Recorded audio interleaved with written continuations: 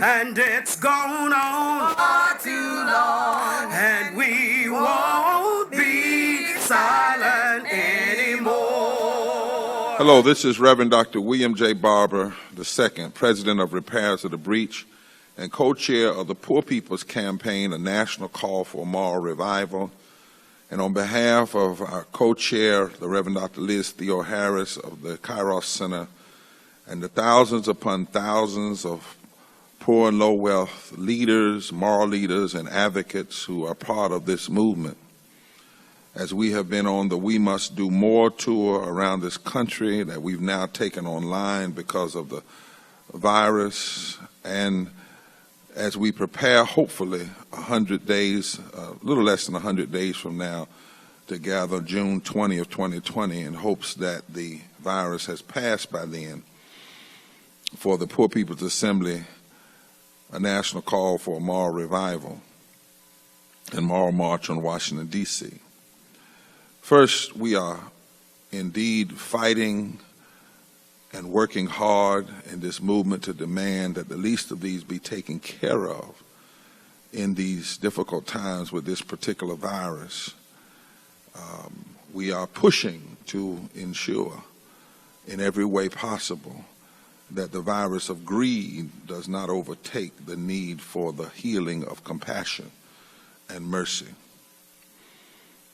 Months ago, as I come to you tonight on this live stream prior to the debate tonight, we want to remind you that months ago, 9,000, more than 9,000, moral and religious leaders from across the country sent emails and letters to the DNC demanding that we had to have a full debate on poverty and the interlocking injustices of systemic racism, ecological devastation, the war economy, and the false moral narrative of religious nationalism.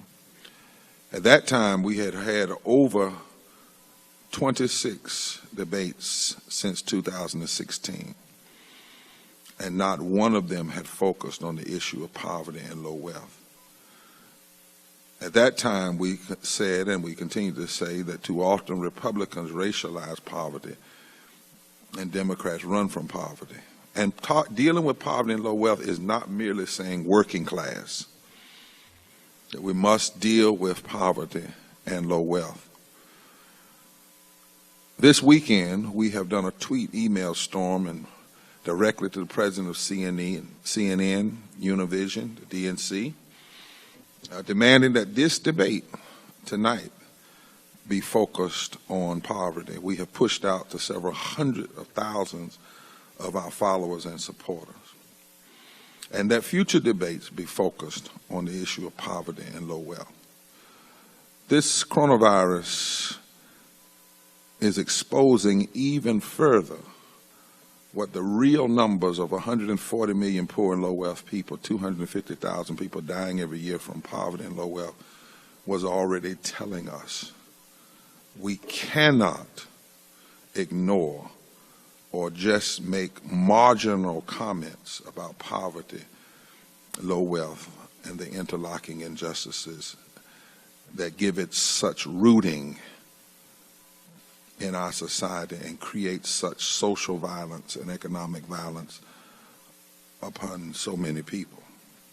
In fact, just this week, we applaud the House's vote for Family First, but we must denounce that hidden inside of that legislation was an exemption for companies that represent millions of people, poor and low wealth workers. And it is said that the companies have agreed out of their own goodwill that they will cover them for leave and unemployment time. But we need policy and not merely promises, because we know too well and too often that when exemptions like that are made, it is a caving in to the forces of greed and power than a undergirding and supporting with long-term policy commitments the poor and the low wealth. And so our campaign is not merely one that focuses just on personality endorsements. We're focused on policy. And tonight, before we ever hear the debate, I want to read for you the questions that we say must be asked and raised and debated for us to truly have the kind of debate that's necessary in this democracy at this time. These are questions for the Democratic primary debates, from the Poor People's Campaign, a national call for moral revival. These are questions that should be raised in the general election for both parties. These are questions that go to the core of who we are if we are serious about saving the heart of this democracy and furthering the promises of establishing justice and promoting the general welfare of all people. Number one, voting rights. By some measurements, we have fewer voting rights than we did 54 years ago. And we have found that politicians that get elected through racist gerrymandering and voter suppression subsequently pass laws that cut health care and hurt the poor, including more poor whites. Therefore, the question that should be debated is, what will you do to address this attack on voting rights that continues to impoverish our democracy? Poverty and equality, number two. The United States is the richest country in the world, and yet we hear there isn't enough to go around, that ending poverty is impossible, that people should just work harder, have fewer children, get right with God, close our borders, trust in tax cuts. When the stock market crashes or banks are too big to fail, our government suddenly finds all kinds of resources to bail out the rich. This past week, $1.5 trillion overnight. When the U.S. decides to go to war, the money is right there. Question, what is your response to this lie of scarcity, especially in regards to programs for the poor and living wages and uplifting poor and low-wealth people? Question number three, poor people in the election. There are 140 million poor and low-wealth people in this country, 43.5% of the population, 61% of black people, 66 million white people, over 50% of our children who are poor or one emergency away from poverty. Poor and low-wealth people represent in numbers the key to a new political and electoral calculus. Now, politicians love to say who endorsed them based on personality, but we are interested in policy. With this in mind, question, why can't the Democratic or Republican Party and candidates like yourselves talk consistently about poverty?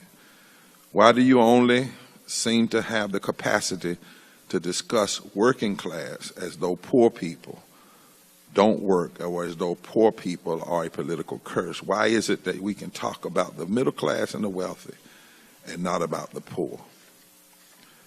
Next question, Southern strategy. There are 50 million poor and low-wealth people living in the South. More than 1/3 of all poor people, 1/3 are white, and millions without health care in the former Confederate states. The Southern states, the states that represent 26 Senate seats and more than 30% of the United States House of Representatives, and over 160 plus electoral college votes. What will you do to ensure the broadest engagement of the Southern states in the 2020 elections? And once in office, how will you reverse the legacy of disproportionate poverty, voter suppression, racism, and more in these Southern states? Next question, health care. COVID-19 has laid bare the limitations of our health care system. While some emergency measures are being taken, it is clear that a health care system where 87 million people are either uninsured or underinsured is unacceptable and failing. The Poor People's Campaign demands universal health care. Question, what is your health care proposal for this country to ensure health care for all, and how will you accomplish this in your first 4 years in office? Systemic racism. Racism is escalating across the United States. Islamophobia, xenophobia, anti-Semitism are all on the rise, while women's rights and the rights of the LGBTQ communities are under attack. These attacks emanate from policies that systematically deny equal protection under the law, whether through immigration policy, mass incarceration, housing and welfare policies, fair wages and unemployment practices, education policy, tax policy, and more. Question: what would you do in your first days in office to reverse the legislative, regulatory, and legal policies that are empowering the injustices of systemic racism and discrimination, since we cannot ever negotiate with equal protection under the law? Period. Indigenous rights. Native and indigenous people face some of the highest poverty rates, homelessness rates, violence from guns and police brutality. Many Native communities lack access to clean water, good schools, and decent health care. The U.S. violates with impunity the treaties it has signed with indigenous nations going back generations. The lands of indigenous people are being stolen from them, given to multinational companies in ways that they can drill on those lands and then destroy aquifers and put people that are at risk on the so-called reservations and off the reservations. Question: as president, what will you do to ensure the protection of these sacred lands and resources, and how will you repair the damage with indigenous nations? Immigration. Our immigration system separates families and incarcerates children. It denies the humanity of the millions of people who have come to this country to seek a better life for themselves and their family, and have given so much to this country and have contributed to its economic strength. Question: what will you do to make real the claim that the U.S. is a country of immigrants and continues to welcome people from all over the world? Wages, income, and welfare.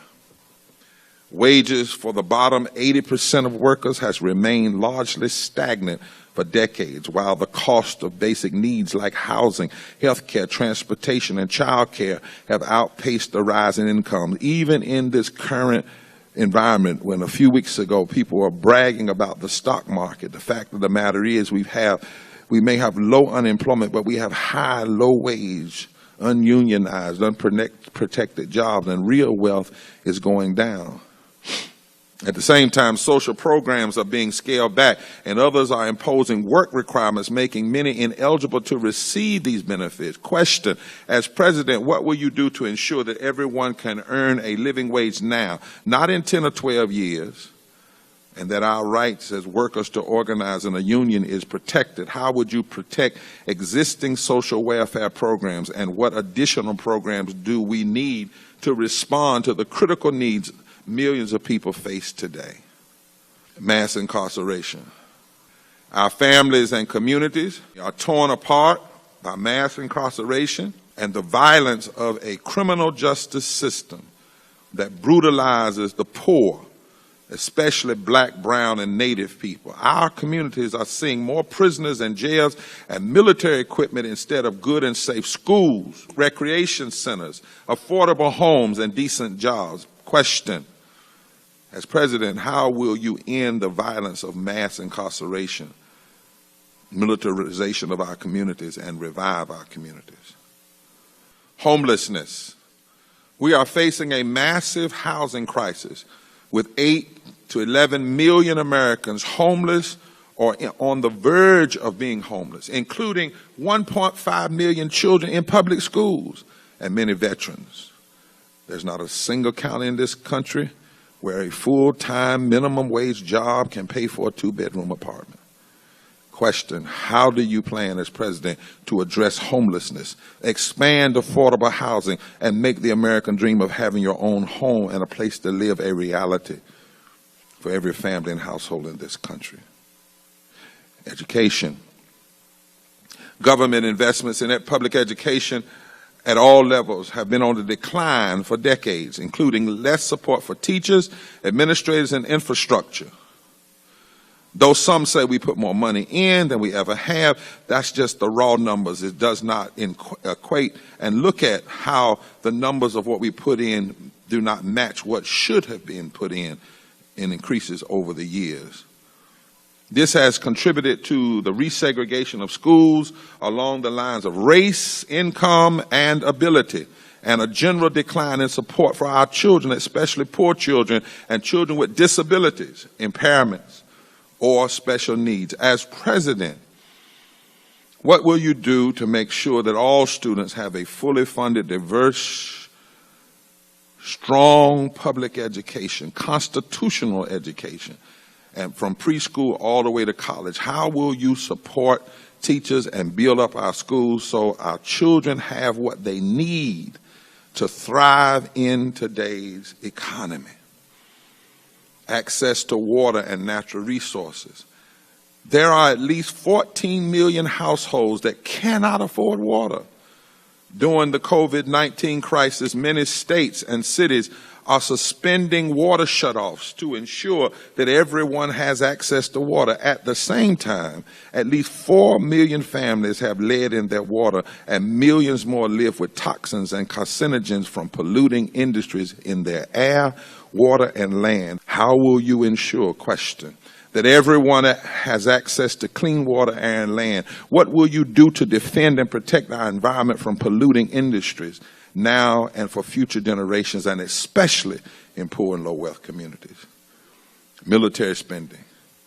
The U.S. spends 53 cents of every dollar on the military, discretionary dollar on the military, and less than 15 cents on health care, education, and anti-poverty programs combined. Most of that $738 billion in the military spending doesn't go to the troops. Half of it goes directly to military corporations, while 23,000 active duty troops make so little money that they and their families qualify for food stamps. Questions: what will you do to address the distorted priorities of our nation's budget? And how will you end the poverty draft on veterans? You've already committed to cutting the military budget. How much of the $738 billion would you cut, and how would you redirect those funds? Foreign policy. With the rise in military spending, international diplomacy has been almost abandoned. Sanctions that are described as alternatives to war always result in serious abuse of civilian populations. They are really acts of war rather than alternatives to war. What would you do, question, to rebuild the capacity of the U.S. government to use diplomatic measures rather than war as a basis of our foreign policy? Climate threats. Scientists have known for decades that human activities, particularly the use of fossil fuels such as coal, oil, and gas, are warming the planet. In spite of knowing the risks, political leaders have dragged their feet on implementing solutions. Most recently, the Trump administration has backed out of the Paris Climate Agreement and redirected FEMA funding towards building a wall at our southern border. Question: how will your administration respond to the increased threat of disasters and emergencies from climate change? What is your prescription for reversing the rapid escalation of climate change in this country, fueled by human actions and human greed? Fair taxes. Multiple administrations have justified cutting taxes on the wealthy and corporations and Wall Street in order to boost the economy. In the most recent round of tax cuts, corporations gained $1.5 trillion, while 40% of the country does not have the savings to cover a $400 emergency. And we face an explosion of household, consumer, and student debt. Question: how do you plan to address the inequitable taxation system we currently have, where billionaires pay a lower tax rate than their secretaries? What kind of fair taxation system will you support and implement? Poverty measures. There is no good measure of how many people are struggling to make ends meet today. The official poverty line is way too low and out of date, and no other measure takes into account the debt that working families are carrying, or that you can be working multiple jobs and still not earn enough to pay your bills. Question, what is your definition of poverty and low wealth? Will you continue to use the numbers that do not describe the problems? How do you address poverty in a low-wage economy? And how do you square the claims about low unemployment rates with the reality of so many people being poor or one accident away from poverty or trapped in low-wage jobs where real income and real wealth is down? Voter participation. There were 100 million who didn't vote in 2016, including a large number of poor and low-wealth people. Question, what will you do to reach poor and low-wealth people, potential voters, and ensure the greatest possible participation, including poor and low-wealth voters, in the political process? Emergency response and welfare. To address the coronavirus crisis, cities, state, and local governments are passing moratoriums on evictions, water and utility shutoff, and tax foreclosures. Other countries are canceling debt payments, including mortgages. Question, will you work to expand these measures across the country and make them permanent in some ways? What will you do to address the underlying crisis of the lack of housing, access to water and heat, and the need for mortgage assistance for the poorest among us? Moderation. The Reverend Dr. Martin Luther King and William Lloyd Garrison, two great Americans, challenged the politics of moderation. One said that a moderate who is more devoted to order than to justice, who prefers a negative peace, which is the absence of tension, to a positive peace, which is the presence of justice, who constantly says, I agree with you in the goal you seek, but I cannot agree with you in your methods of direct action, Martin Luther King said, is the greatest stumbling block to justice. The other, William Lloyd Garrison, said, I do not wish to think or speak or write with moderation. No, no. Tell a man whose house is on fire to give a moderate alarm. Tell him to moderately rescue his wife from the hand of a ravisher. Tell the mother to gradually extricate her baby from the fire into which it has fallen. But do not urge me to use moderation in a cause like the present. In this moment, when we face so much, and we were already facing so much, particularly 140 million people living in poverty and low wealth, 700 people dying every day, 250,000 people a year. How do you respond to this critique of moderation? And in this moment, what do you choose in the face of so much?